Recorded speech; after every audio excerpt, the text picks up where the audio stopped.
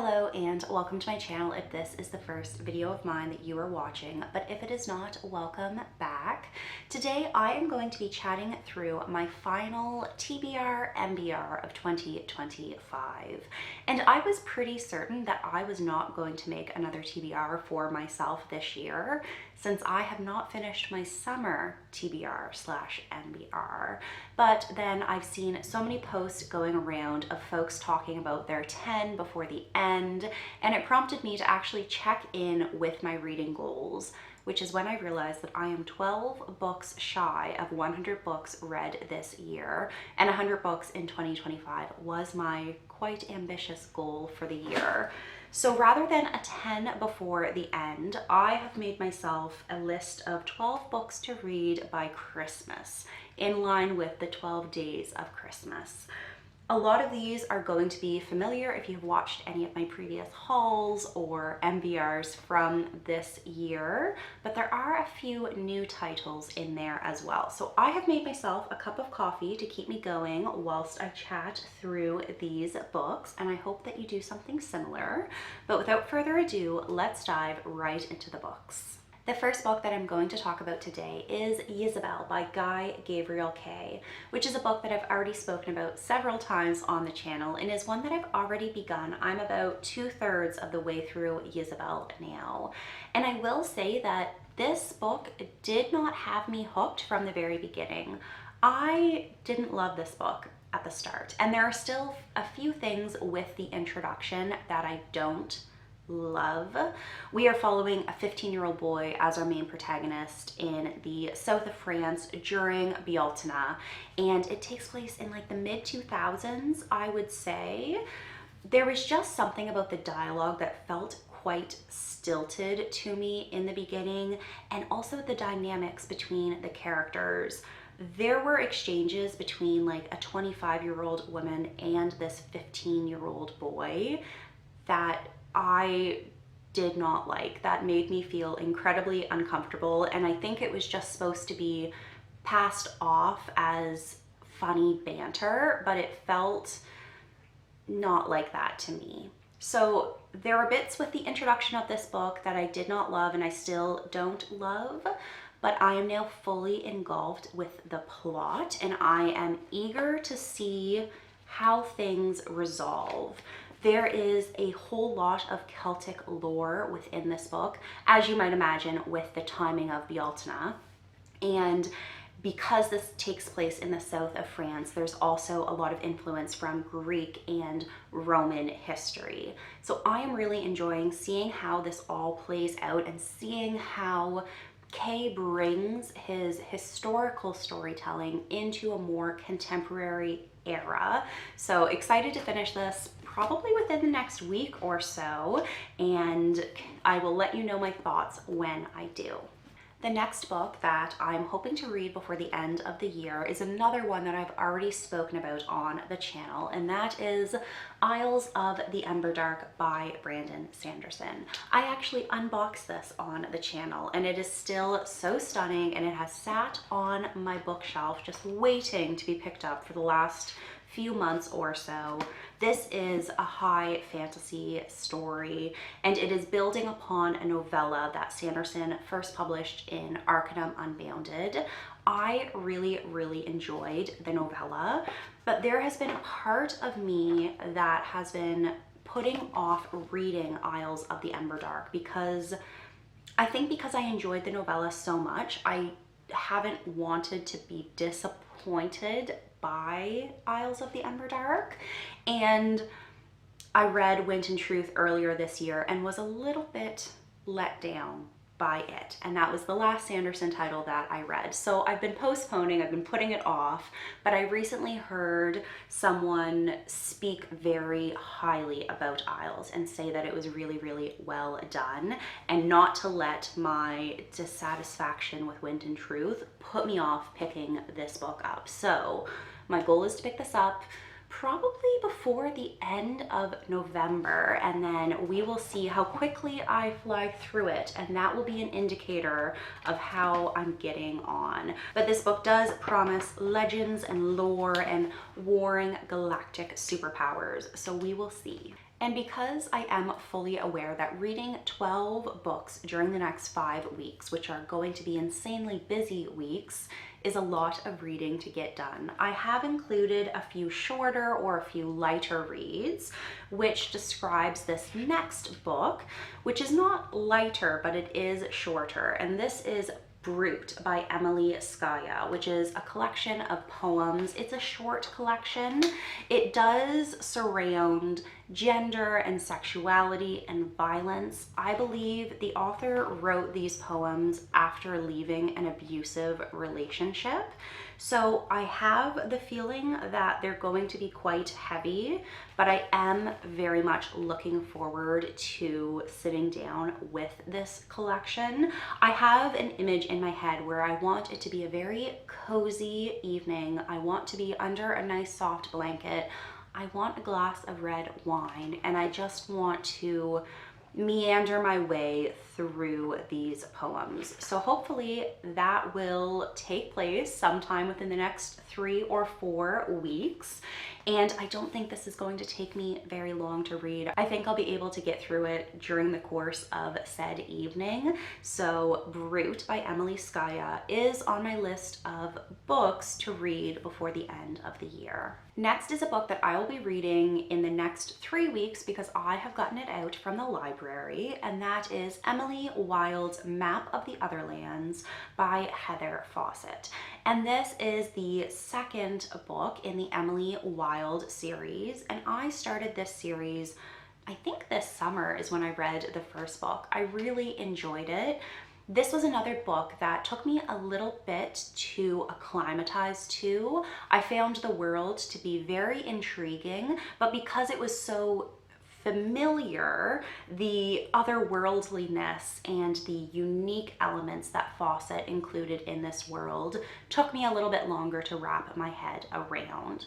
But I did really enjoy our characters. I really enjoyed their journey, and I'm very eager to see what happens to them next. We are following an academic figure in our main character, Emily, and a colleague of hers who has some otherworldly elements to him.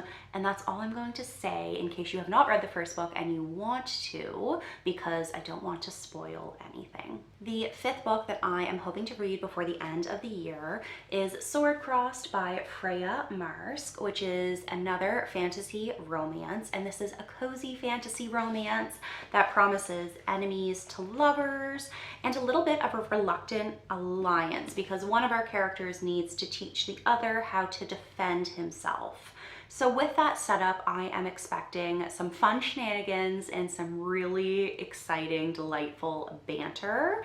I've never read anything by Marsk before, but McQuiston is quoted here on the cover, and I do really enjoy McQuiston's writing. So I have slightly high expectations for Sword Crossed, and I will let you know if it lives up to the hype I've created for it in my head. Then in a very different vein, I am also hoping to read Ravenor Rogue by Dan Abnett before the end of the year. This is the third book in the Ravenor trilogy, which is a Warhammer 40k series. So dark, gritty sci-fi. I really want to finish this series before the end of the year. I enjoyed the first 2 novels, and I imagine that I'm going to enjoy this third installment too. I have read a few different Warhammer 40k authors now, and Abnett remains by far my favorite for his depiction of this verse. I just love the way that he depicts his characters, the arcs that he gives them, the way that he explores and develops them. I really enjoy that. I wouldn't say that I've enjoyed Ravenor more than I enjoyed the Eisenhorn trilogy, but I really enjoyed returning to this familiar setting, these familiar characters, and seeing what shenanigans they're getting up to now. Next is a book that I feel like so many people have read, and I am so far behind and just desperately trying to catch up, and that is The Shadow of the Gods by John Gwynne. This is high epic fantasy. It is Norse inspired with multiple perspectives. It is an epic tale of blood and vengeance. I have a feeling that I'm really going to get on well with this book, so much so that I kind of want to film a reading vlog to capture my live reactions and my thoughts and my feelings for the character, the plot, all of that. But I think it's like the chunkiest book on this final TBR of 2025, and I'm really hopeful that I will pick this up at some point in December. Might not be the most festive read, but I think that I will really enjoy my time with Gwyn, and I'm excited to finally join the gang of everyone who sings his praises. Would you like to come up, my love? Oh, okay. Are you gonna stay? If you hear purring or see some little ears pop into frame, we've had a little friend join us. We'll see how long he wants to sit still for, but for now he's settled in my lap. This next book is one that I had hoped to read in October because there is a supernatural, ghostly element to it, and that is A Dreadful Splendor by B.R. Myers, who is a fellow Maritimer, which just always delights me. And this is a Victorian murder mystery, and it also promises some romance too, and I think some cozy vibes. Our main character, Genevieve, is a swindler who pretends that she can contact the dead and hold seances to kind of rob rich folks of their money. But then she gets a client who seemingly has a very real ghost attached to his property. And then she starts to develop feelings for him. I'm pretty sure this is adult. I don't think this is YA, but oh yes, this is her first adult novel, and she's from Nova Scotia. So I am really excited to read A Dreadful Splendor. It's no longer spooky season, but I think spooky season is all year round, and I love books that have a hint of otherworldliness or a hint of the supernatural. So I have slightly high expectations for A Dreadful Splendor, and I'm hoping that I will be able to pick it up before the end of the year. Next, I'm hoping to read a middle grade fantasy. And again, I feel like this is a book that so many people have read and I have not, and I've not watched the adaptation either. And that book is Howl's Moving Castle by Diana Wynne Jones. A friend gifted this to me last Christmas, and I would very much like to read it before this Christmas. And I don't think this is going to take me very long. Like I said, it's middle grade, and it is, from what I know, kind of a cozy novel of coming of age, of self-discovery. There is a quest along the way, there is adventure, and there is a real heartwarming feel. So I think that this will be a perfect December read for me. In addition to realizing that I am 12 books away from my reading goal for the year, I also realized that I'm only 3 books shy of my goal to read 12 nonfiction titles this year. So the last 3 books on this TBR are going to be nonfiction titles, starting with Enchantment, Awakening Wonder in an Anxious Age by Catherine May. And I did get this out from the library, and I managed to get an audiobook copy. And this is a very slim book, so the audiobook is only 5 hours long. So I figure I'm gonna be able to get through this quite quickly, and I am looking forward to this book. This is a memoir in which May is reflecting on her life and her experiences, and how she managed to rediscover her wonder during a very trying time and during a very tumultuous time. So I think this will be a nice, analytical, reflective book to close out 2025 for me. And like I said, it's going to be a short listen too. So I'm looking forward to Enchantment. Another book that I'm very excited to read is Steering the Craft, a 21st century guide to sailing the sea of story by Ursula K. Le Guin. I am so excited to read this book, like I already said, and it is so slim. There are only 10 chapters in this book, and each chapter focuses on a different component of narrative. The fourth chapter tackles repetition, and the next chapter tackles changing point of view. I'm really looking forward to this book. I've had it on my shelf for about a year now, I would say.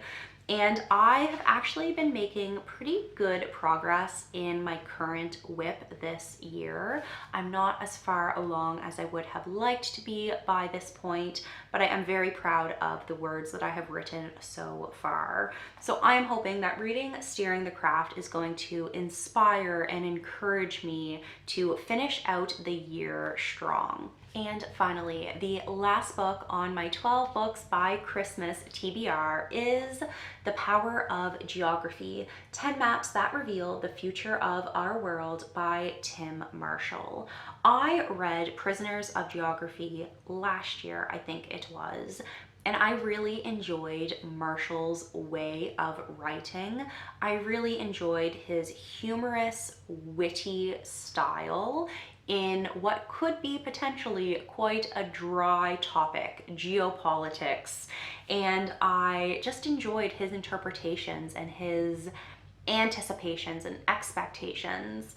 The Power of Geography was published in 2021, so quite a few things have happened in the last 4 years. But the regions of the world that he writes on in this book, at least which ones have their own chapter header, include Australia, Iran, Saudi Arabia, the United Kingdom, Greece, Turkey, the Sahel, Ethiopia, Spain, and space. So again, this combined with The Shadow of the Gods, I expect are going to be my longer reads in December. The font is quite teeny tiny here, but I'm very much hoping to finish the year strong and another kind of reflective, analytical read to challenge my critical thinking. But those are the 12 books that I am hoping to read by Christmas Eve or New Year's Eve. I will let you know if I manage to succeed at my final TBR of 2025, because my last couple haven't gone quite so well. But thank you very much for watching this video. Let me know down below if you have any reading goals to close out the year, or if you are just going to stay the course and enjoy the final few weeks of 2025. I will be back soon with a new video. Bye for now. And that, blip, blip, blip, blip. Come on, son, go behind a cloud.